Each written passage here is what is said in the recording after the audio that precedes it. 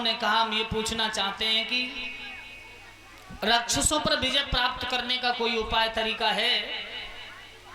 तो भगवान नारायण ने कहा है, समुद्र के अंदर अमृत है और किसी तरह से वो अमृत अगर हमें पीने को मिल जाए तो हम सब आप अमर हो जाएंगे और राक्षसों पर फिर विजय प्राप्त कर लेंगे। वो अमृत आया कहां से? जिस समय पृथ्वी को भगवान ऊपर लेके आ रहे थे, जो हिरण्यकशिपु को मारने के लिए भगवान ने कहा शेष से तुम इस पृथ्वी को संभालो, तो शेषनाग ने कहा इस पृथ्वी का भार मैं नहीं सह सकता। भगवान ने कहा राम राम शब्द जपते रहना, पृथ्वी का भार तुम्हें पता नहीं चलेगा।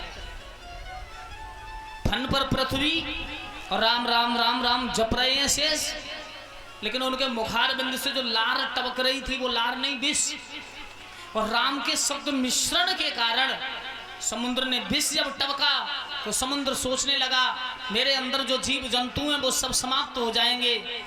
समुद्र ने उसी समय उस लार को एक घड़े के अंदर रख लिया है। जिस समय घड़े के अंदर उस लार को इकट्ठा किया वो अमृत बन गया, और उसी अमृत को पाने के लिए देवताओं ने भगवान नारायण से प्रार्थना की। भगवान ने कहा मंदराचल पर्वत को लेके आओ, राक्षसों से मेल कर लो। अब राक्षसों से मेल किया गया। मेल कौन से हिसाब से किया गया कि जो भी सामान समुद्र में निकलेगा वो आधा आधा। राक्षस तैयार हो गए, मंदराचल पर्वत को उठा के लेके आए, समुद्र में डाला। जैसे माताएं रही से दही में से घी निकालती हैं, उसी तरह से बासुकी नाग से कहा हम तुम्हें अमृत पिलाएंगे, तुम रस्सी के समान लंबे हो जाओ। अब उस पहाड़ को नेति की तरह लपेट लिया, मुंह की तरफ राक्षस हो गए, पूंछ की तरफ देवता हो गए। अब उसे मथने लगे, जैसे हमारी माताएं एक दही से मट्ठा चला करके घी निकालती। और समुद्र का मंथन जब होने लगा है तो सबसे पहले समुद्र ने विष फेंका है। देवताओं ने कहा भैया ये विष ऐसे आप लोगे? राक्षस बोले हम क्यों मरे? मरघट में बोले बाबा, भगवान नारायण ने कहा ले जाओ इस विष के प्याले को, अगर पृथ्वी पर डाल दिया तो पृथ्वी बंजर हो जाएगी, कभी अन्न उत्पन्न नहीं होगा, कभी अन्न नहीं होगा पैदा, ले जाओ। लेके गए। अब किसी से ये कह दिया जाए कि लो तुम जहर पी लो तो कोई पी लेगा? तो देवता बोले हम भगवान भोले बाबा से क्या कहें? भगवान नारायण ने कहा ये कह देना कि भगवान श्री हरि ने तुमको प्रसाद भेजा है, और भगवान श्री हरि के प्रसाद को वो आराम से पी जाएंगे। देवता प्याला लेके खड़े हो गए मरघट में। भोले बाबा ने कहा आप बोलते क्यों नहीं, क्यों आए हो, किस कारण आए हो? देवता बोले कुछ नहीं, बस घूमने चले आए। भगवान भोले बाबा बोले इस प्याले में क्या लेके आए हो? वो बोले कुछ नहीं कुछ नहीं, इसमें प्रभु ने तुम्हारे लिए प्रसाद चरणामृत भेजा है। भोले बाबा ने लिया, उसे पिया, और भगवान भोले बाबा का पूरा शरीर नीला पड़ गया, कंठ, और उनका एक नाम और रखा गया है नीलकंठ भगवान। बोलिए नीलकंठ महादेव की जय हो। यहां से नीलकंठ भगवान नाम प्रभु का रखा गया। आज उसी समय भगवान का शरीर नीला पड़ गया है। फिर समुद्र को मथना शुरू किया। फिर दूसरे नंबर पर बारुणी निकली। बारुणी कहते हैं दारू के लिए, शराब के लिए। राक्षसों से कहा तुम लोगे? बोले लाओ। आप राक्षस पी पी के मस्त हो गए महाराज एकदम।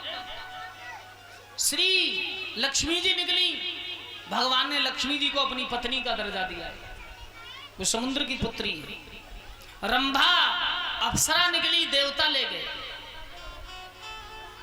विष भोले बाबा को दिया, श्री रंभा विष बारुणी राक्षसों ने ले ली। अमी शंख गजराज, शंख भगवान ने अपने हाथ पर लिया है। हाथी इंद्र को दिया गया है रापत। कामधेनु गाय ऋषियों को दे दी गई।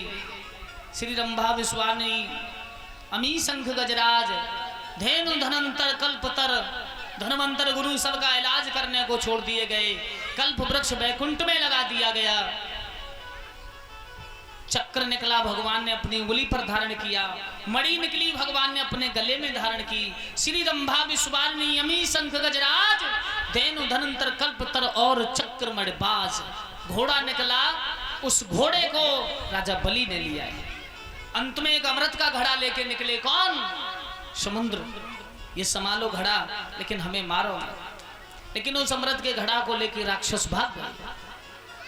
सबसे पहले वो अमृत का घड़ा नासिक में रखा गया है, फिर वो अमृत का घड़ा प्रयाग में रखा गया, फिर वो अमृत का घड़ा उज्जैन में रखा गया, फिर वो अमृत का घड़ा हरिद्वार में रखा गया। जहां जहां वो अमृत का घड़ा रखा गया वहां वहां आज भी कुंभ का मेला लगता है। भगवान नारायण की सभी ने स्तुति की। बड़े ही सुंदर मोहिनी रूप भगवान ने धारण किया और मोहिनी रूप भगवान धारण करके वहां प्रकट हुए जहां आपस में देवी देवता लड़ रहे थे, राक्षस लड़ रहे थे। बड़ी सुंदर स्त्री के रूप में बलि के हाथ से घड़ा लिया। देवताओं से कहा मैं आपका फैसला कर देती हूँ।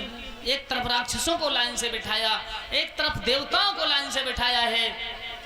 जिस देवता को अमृत पिलाते जाते हैं उसे भगवान के दर्शन होते जाते।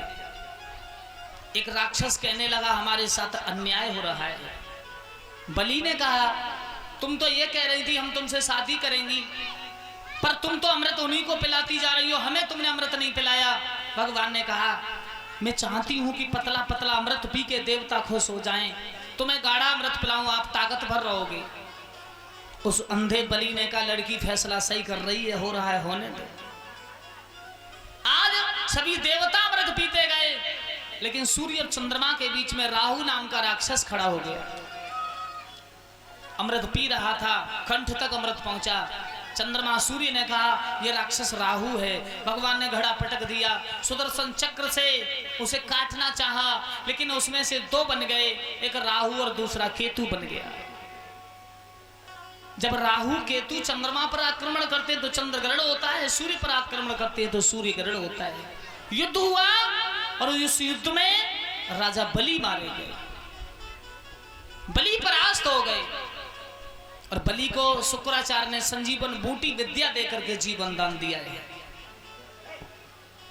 जो राजा बलि को संजीवन बूटी विद्या से जीवन दान मिला, राजा बलि ने कहा हमें इंद्रासन चाहिए।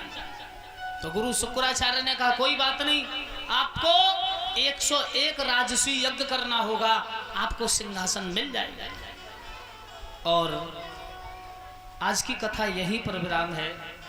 रात्रि में बलि की कथा जो यहां से हमने छोड़ी यहीं से प्रारंभ होगी।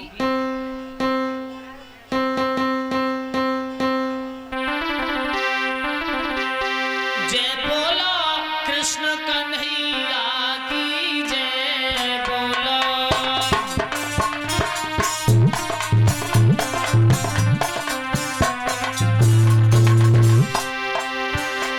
जय बोलो बंसी बजैया की जय बोलो।